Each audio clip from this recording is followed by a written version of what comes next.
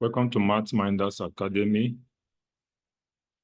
In this video, we provide solution to WAEC 2024 mathematics objective questions. We want to explain how best our learners can make use of our tutorial videos. For you to benefit greatly from this video, we implore you to first provide your solution. Just pause the video. When you get to a question, pause the video, provide your solution, then play the video to go through our own solution. Compare it with your solution, and where there are differences, you can use our solution as a guide to check through and make necessary corrections. By so doing, you'll be able to learn while watching and benefit greatly from the tutorial video. So, having said that, let's proceed now to the solutions. Let's go. Question number 11. An interior angle of a regular polygon is 168 degrees. Find the number of sides of the polygon. Now, we understand that there is a relationship between the interior and the exterior angle of a polygon. That is, the interior angle of a polygon plus the exterior angle will give us 180 degrees. Now, we are given the interior angle as 168 degrees, and we don't know the exterior angle. So we can use this formula to get the exterior angle. So the exterior angle is going to be 180 degrees minus 168 degrees. And this will give us 12 degrees. So the size of the exterior angle is 12 degrees.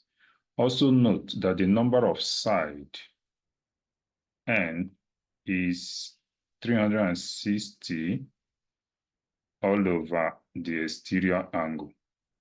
That's the formula for finding the number of sides of any regular polygon. So that will give us 360 all over 12. So here n is going to be 30. So the polygon we have here in this question has 30 sides, and the answer is option A. So we move on to the next question, question number 12.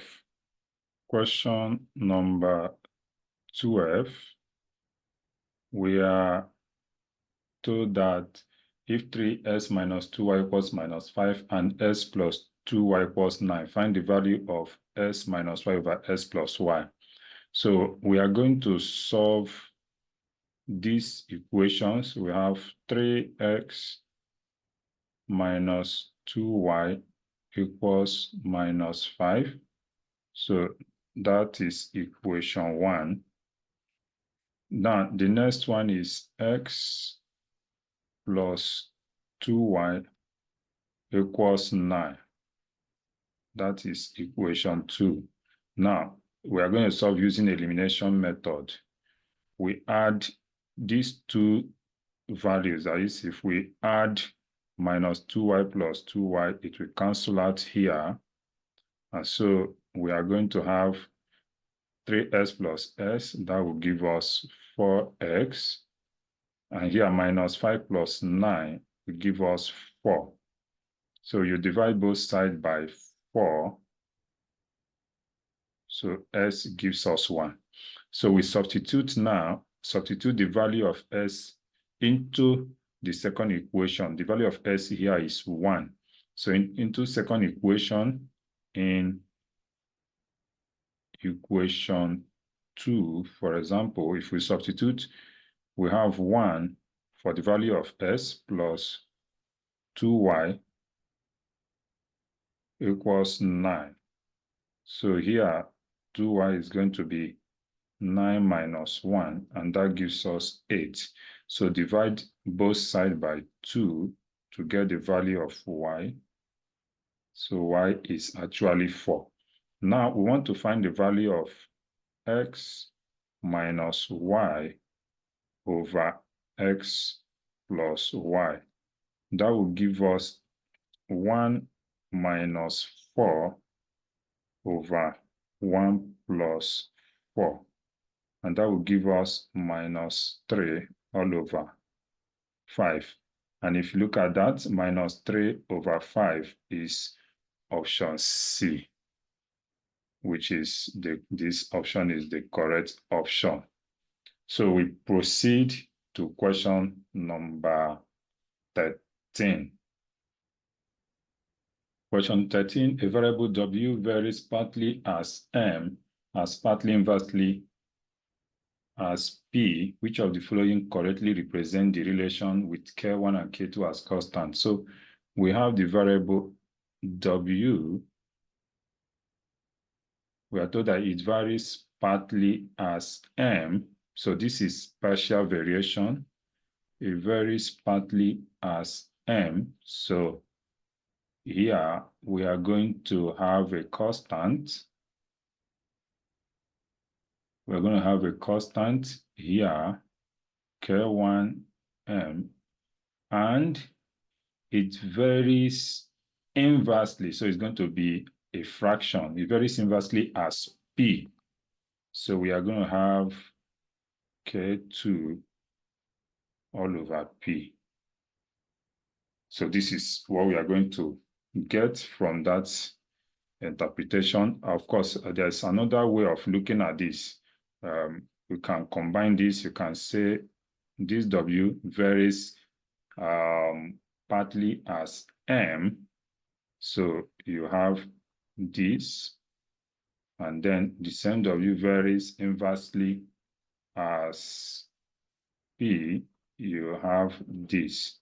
So when you combine these two together, you are still going to get W equals K1 M plus K2 all over P. And that gives us option C. So we mark option C here and proceed to question number 14. Question 14, a cylindrical metallic barrel of height 2.5 meters and radius 0.245 meters is closed at one end. Find correct to one decimal place the total surface area of the barrel. Now we have the barrel in form of a cylinder.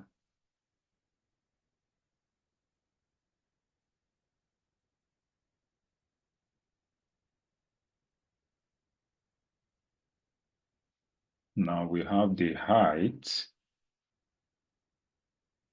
of this to be 2.5 meters. Then we have the radius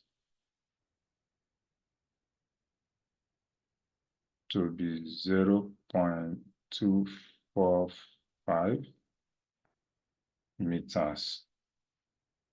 Then we are asked to find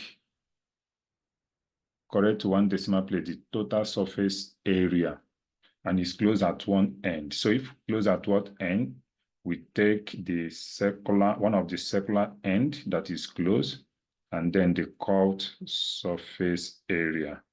So this will be the formula.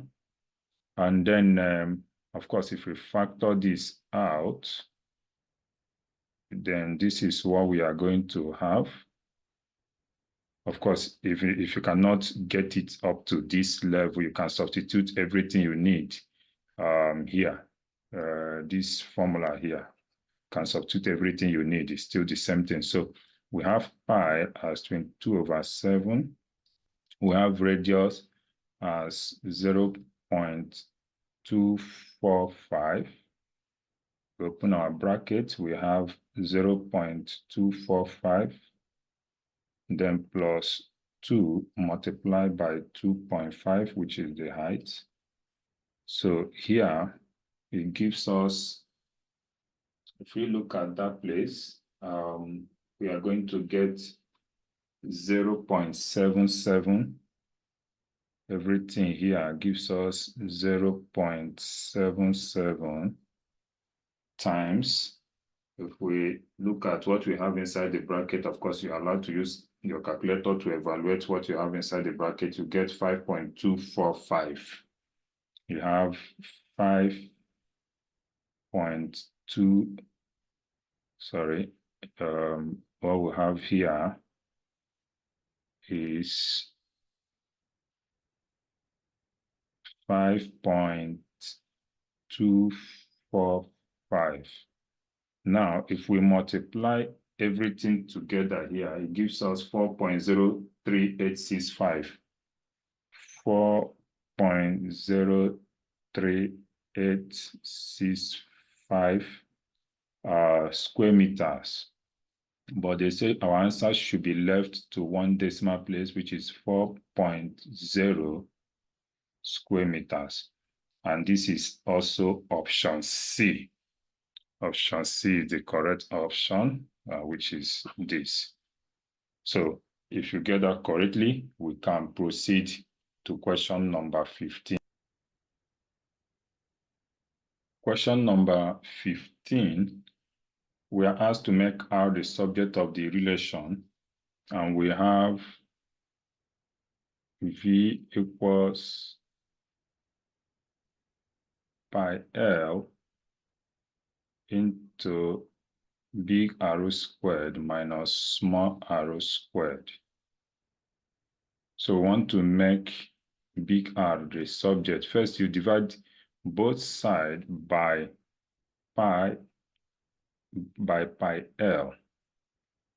So this is what we will get.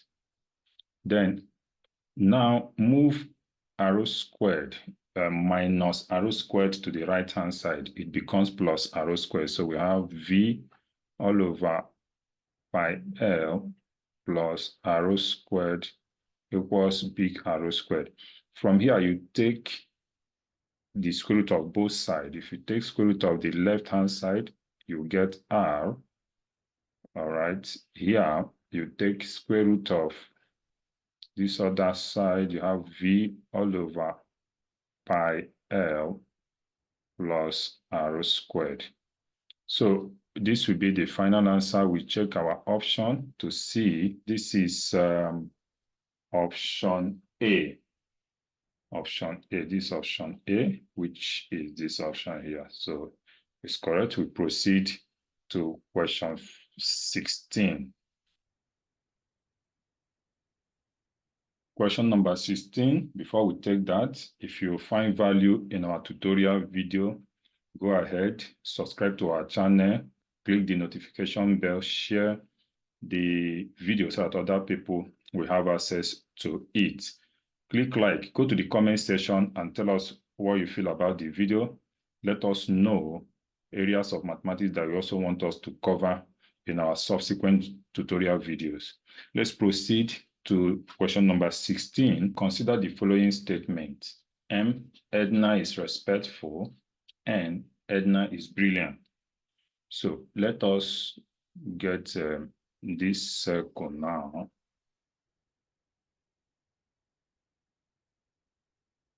Let's get another one. Now let's call this respectful, because here says if Edna is respectful, that's M, automatically Edna is brilliant. So if we take this, we now have this. So once you are within the white circle, automatically also includes within the yellow circle. That's what it means. So when we have this implication statement, but what it means is that once you are within the white circle, automatically you are within the yellow circle. Now, we are going to look at the validity of each of the statements given. Now, in the options, let's look at option A. Option A says if Edna, of course, before we take that, remember that inside this M, this is respectful.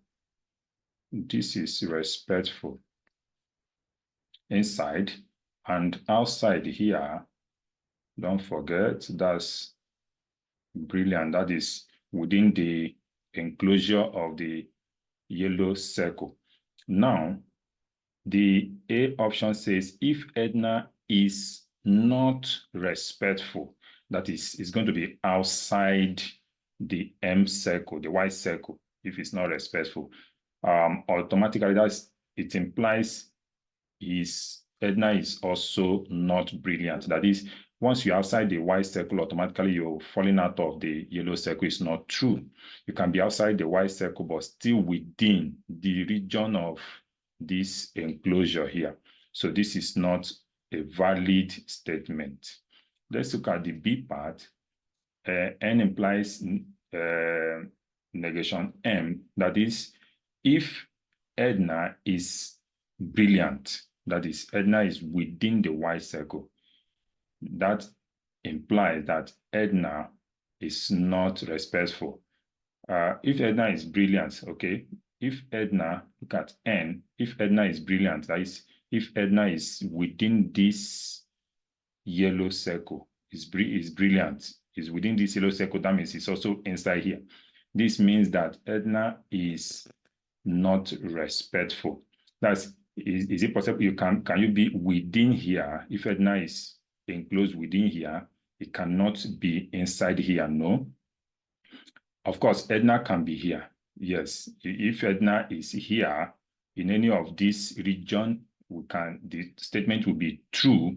We can say Edna is brilliant, but not respectful. But of course, that's not the only condition that will validate this statement. This statement also implies that Edna can be inside the white circle, because here says if Edna is brilliant, So even inside the white circle also covers for the region of brilliance. Inside the white circle is also a region for Edna being brilliant. So this statement is also not valid. We go to C. If Edna is not brilliant, that means Edna is already out of this. Edna can be anywhere outside here. If Edna is not brilliant, this implies Edna is not respectful. That is, Edna is not within the white circle, which is true, because once Edna falls out of the yellow circle, it cannot even be inside the white circle. So this is valid. We go to the D. If Edna is brilliant, that is within this yellow circle, that implies that Edna is respectful. That is, if Edna is inside this yellow circle, automatically E must come inside the white circle, which is not true. Edna can come inside the yellow circle and choose to be around this area. It might decide that it will just dwell within this region and not necessarily going into the white circle. So this is not valid. So the only valid option is option C. So we take option C as the correct option for this. We proceed to question number 17. Question number 17, a number is added to both the numerator and the denominator of the fraction 1/8. If the result is 1/2, find the number. So let X be the number. So we add this number to the numerator of 1/8, add it to the denominator, and our result is 1/2. When we cross multiply, this is what we get. And we have 1 multiplied by 8 plus x. This, open the bracket, we have 2 plus 2x equals 8 plus x. We collect like terms. 2 minus x equals 8 minus 2. So here s equals 6. And when we check, the correct option is option D. We move on to question number 18. Question number 18. Give T, Justina, and Frank shared 60 oranges in the ratio 5:3:7 respectively. How many oranges did Justina receive? Now, of course, if you look at it, we have Gifty, we have Justina, we have Frank, and we have the ratio 5:3:7. Of course, the sum of ratios is going to be 5 plus 3 plus 7. That gives us 15. Now we are looking for Justina's portion or number of oranges that Justina received. Of course, Justina is assigned this ratio. So, and 60 oranges are shared. So for Justina, we are going to take 3/15 times 60/1. So here, 15 can divide itself 1. 15 can go in 64. So we have 3 times 4, and it gives us 12, which is option A. So that's option A. Of course, if you're enjoying this class, why not subscribe to our channel, click the notification bell, like, and share this video.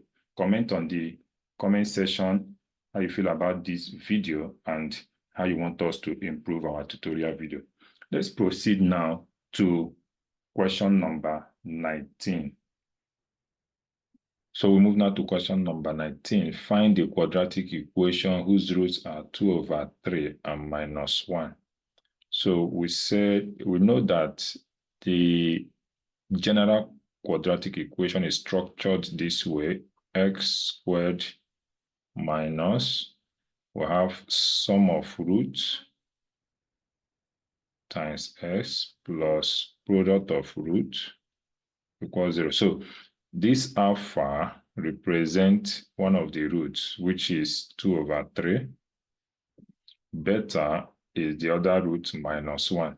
So let's add the two roots together. And alpha plus beta is 2/3 plus -1. That gives us 2/3 minus 1, and we have -1/3. Now let's look at alpha beta. That's the product of the roots. It gives us 2/3 times -1. That gives us -2/3. Now we put everything inside the expression above. It gives us x squared minus, in brackets, alpha plus beta will give us -1/3x. Then the product, alpha beta, is actually -2/3 equals 0. So let's multiply out. Okay, first let's clear the bracket. We have x squared plus, okay, this is 1/3x. Then we have -2/3 equals 0. So multiply both sides by 3. If you multiply through by 3, you have 3x squared. Multiply this by 3, you have plus x here -2 equals 0. And the correct option from this, we have 3x squared plus s minus 2. That's option A. 3x squared plus s minus 2 equals 0. Option A is the correct option. Mark option A. And we proceed to the last question, which is question number 20. Question number 20. A piece of rod of length 44 meters is cut to form a rectangular shape such that the ratio of the length to the breadth is 7:4. That's 7:4. Find the breadth. So we have a rectangle. We have a rectangle, and we built this using a piece of rod. Now, let's say this is 7, where k is a constant. This is 4. times k, so that 7k ratio 4k will actually give us the ratio given here. Now, the perimeter of this rectangle is 44, it's the same thing as the length of the rod. So, and then perimeter of a rectangle is given as 2 brackets length plus breadth. So 44 is equal to 2 bracket, the length is 7k, the breadth is 4k. So we have 44 over 2 is equals to 11k. So this is 22 equals to 11k. So here we can divide both sides by 11 to get k. It will be 22 all over 11, and that gives us 2. And they ask us to find the breadth. The breadth of this rectangle is actually 4k, which is 4 times 2, and that gives us 8 meters. 8 meters is option A. So we go and mark option A as the correct option. And that will bring us to the end of this video. If you enjoyed this video, why not subscribe, click the notification bell, like, and share this video so that other students will have access to it. Go to the comment section and tell us how you feel about this video. And we encourage you to be with us in our next class when we'll be discussing solution to questions from number 21 to number 30. We look forward to seeing you in our next class. Thank you very much. This is Math Minders Academy. Bye for now. In the midnight glow where the stars align, we lose ourselves in the rhythm divine. Underneath the sky painted with